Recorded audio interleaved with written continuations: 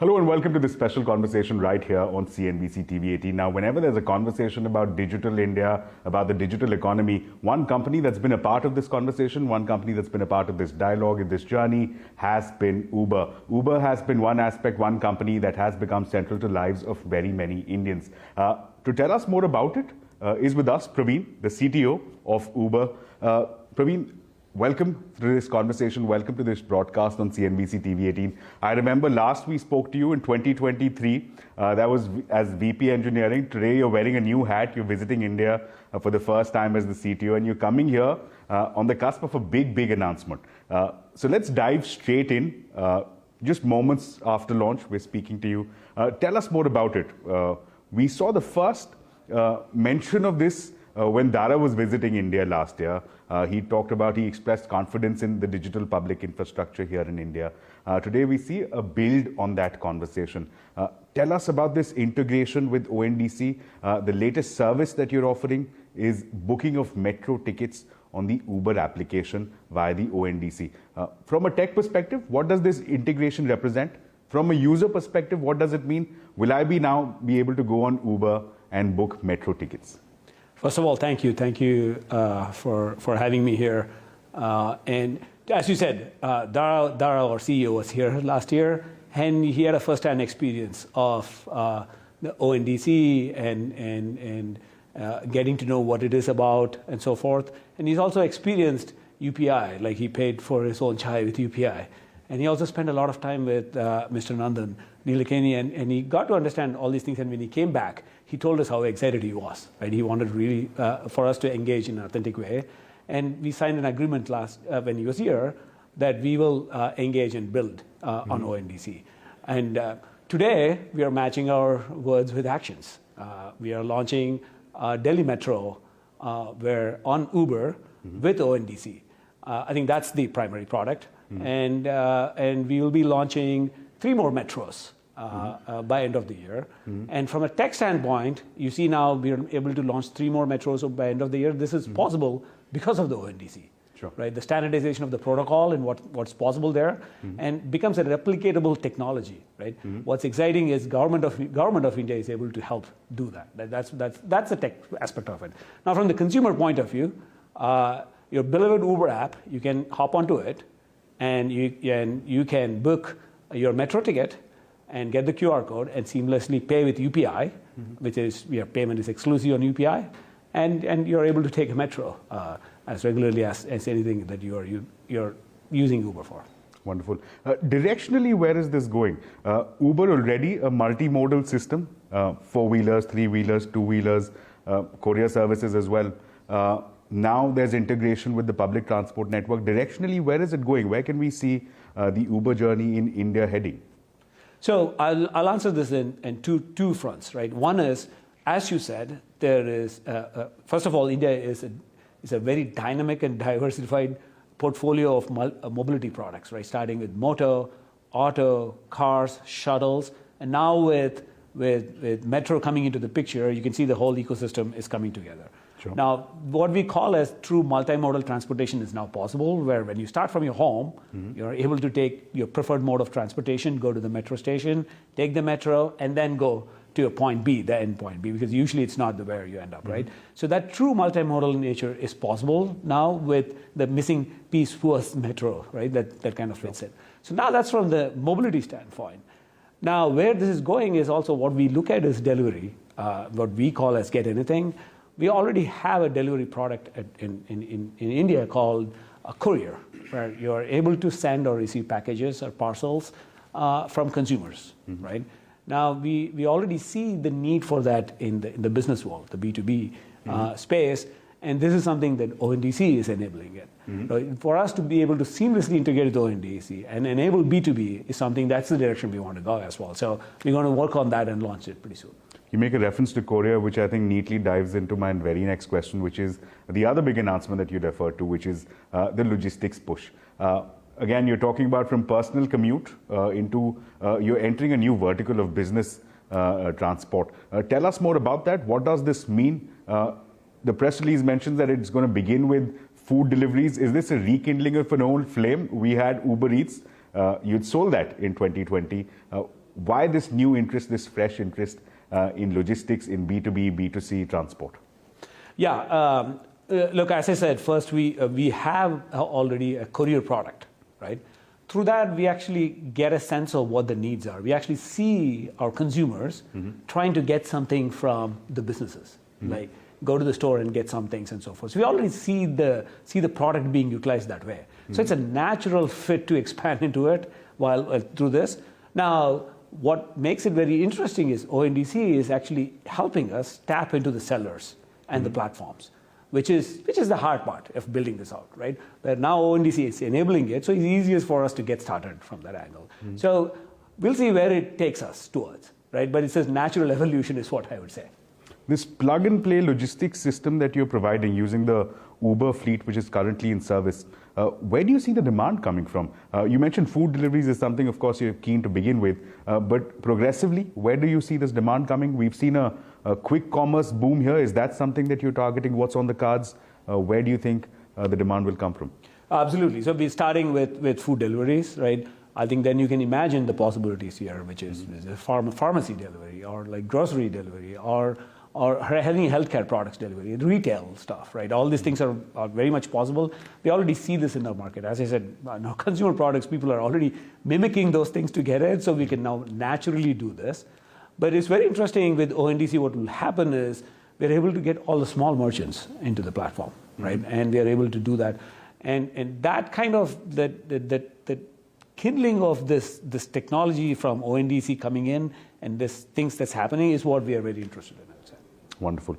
Let's shift course a little bit. Let's talk about some of the larger issues.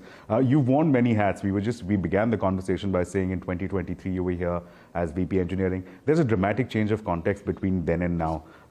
The geopolitical tensions, we're not going to dive into that right now, but that has shaped conversations on tech as well. We see elements of tech or data nationalism being adopted by various countries. India is one of them. Data localization, we're seeing some aspects of that in the latest data protection framework that we have. With various countries coming out with such forms of data, technology, nationalism, how are you looking at it from an Uber standpoint, especially since there are vast pools of user data that you do manage? How are you looking at it, countries like India? Well, look, I mean, we operate in many countries, and many countries have rules and regulations, right? And regulations that we follow. Like Europe, for example, has a very strong privacy laws, and we follow those laws. And as usual, if India has something, that we'll of course follow it. And our interest is in shaping the regulations in a meaningful way and working with them. Is that a deterrent towards innovation when you're looking towards perhaps more collaboration across the geographies in which you operate? These verticals and these silos set up, is that a hurdle that you face for inspiring greater innovation? So far, we haven't seen that as a deterrent. Okay. What we see is as a meaningful regulations that the governments are responsible for their people, they're doing it, and we follow them. We as a global players, we tend to work with the regulators and work with them what's meaningful and get it done. Wonderful. Let's also, since we're talking about data, one tricky question that I want to throw to you has been that there are some people who, citing their own personal anecdotes, they go to social media, they make references about how putting in the same location, the same destination, same time of day, different devices get different pricing, and Apple will probably get a higher pricing than an Android.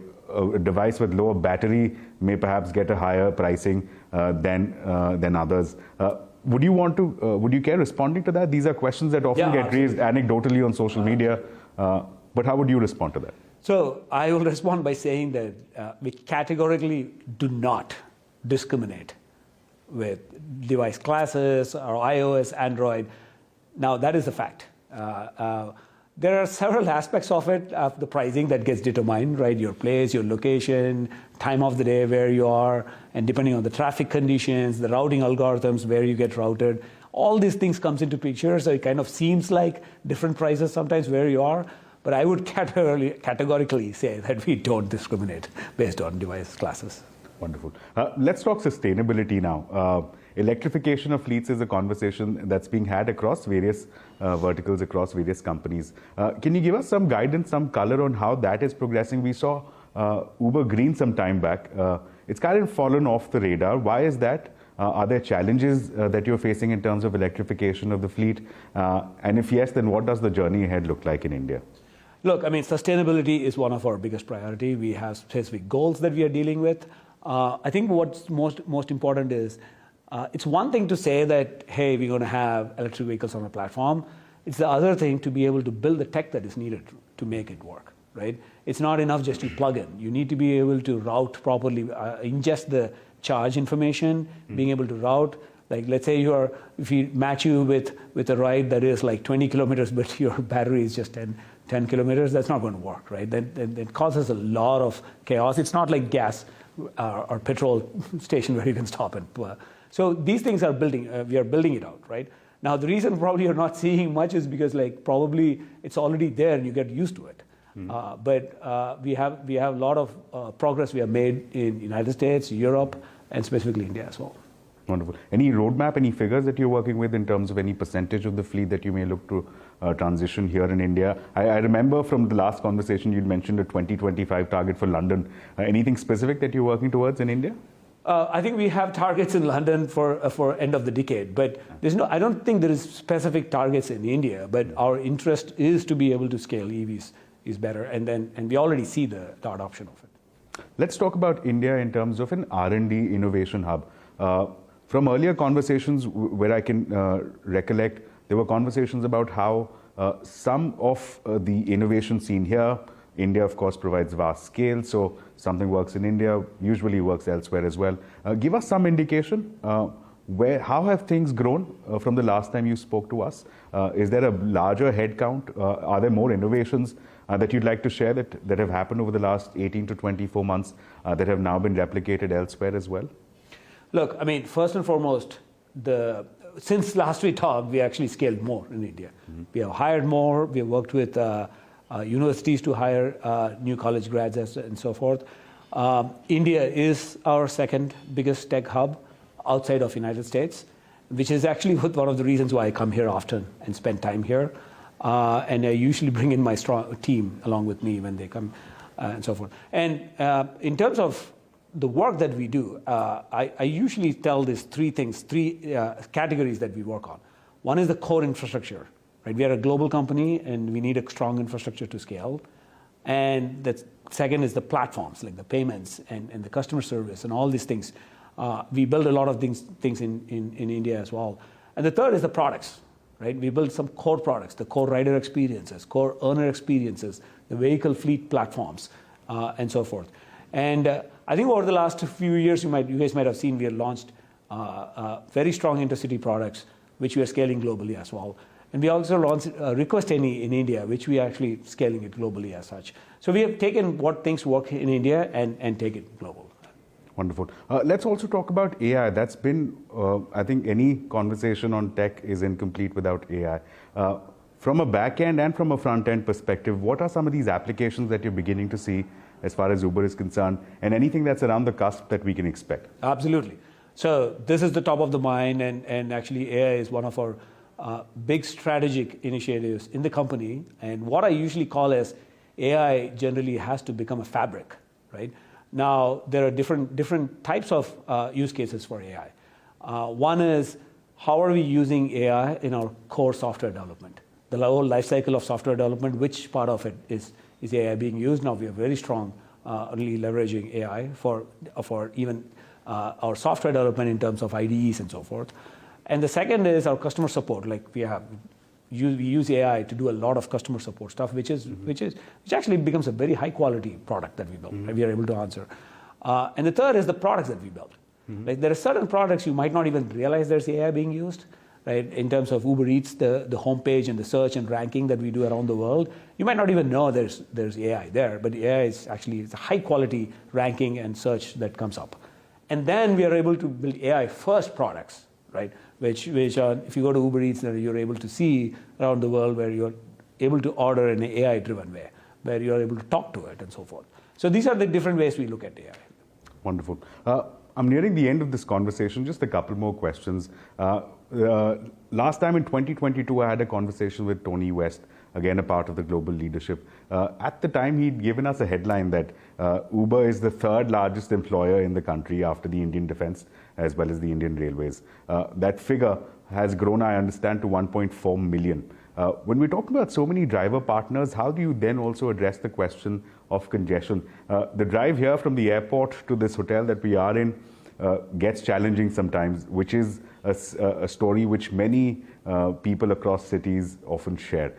How do you then address both the questions of having a wider network as well, while also addressing questions of congestion? Absolutely. The story is still the same as I talked last time, which is we got to innovate with products to be able to share and get more people to share so that we can reduce the congestion. Government is doing their job with transit and metros and so forth, where now we are actually working with them to enable the ticketing. And we're also working on products like Uber Bus, where we are able to help share your commute as such, right? And as we get this more and more, I think we'll start seeing some benefits out of it. Like then that's how we're contributing to it. So you're wearing the hat of a tech officer, so I have to end this conversation by asking you about what the future of transport looks like to you. There are some conversations, for instance, take Elon Musk, for example. He believes that automation and robotics is the way forward. Automated cars, self-driven cars is the future of transportation. Tell us from your perspective, from the way you see technology developing, where do you see it going from here? Is that the reality of the future, that we'll just call an Uber, summon an Uber, it'll be without a driver, it'll be self-driven, will take me to my location? Is that the future of transportation? What would your guess be? Absolutely. And what I would say is autonomous cars is going to play a big role in the mobility ecosystem. It won't be the only play. It will be one of the modes of transportation. Now at Uber, we strongly believe in it, and we partner with several partners who actually work on autonomous stuff. We launched in Austin, and we're going to launch in Atlanta with Waymo, and we have partnerships with 14 other partners around the world. We launched in Abu Dhabi as well. So this is something that's going to happen. And again, we believe Uber is the rideshare network that can actually scale autonomous vehicles. Any pilots that we can expect in India to see anytime soon that you're planning? If autonomous tech is successful in India, Uber will be the first one to bring the tech. Wonderful. Thank you so much for joining us. This has been an engaging conversation in terms of learning more about Uber and directionally where it's going from here. Thanks so much for joining us, and we wish you the very best. Thank you so much.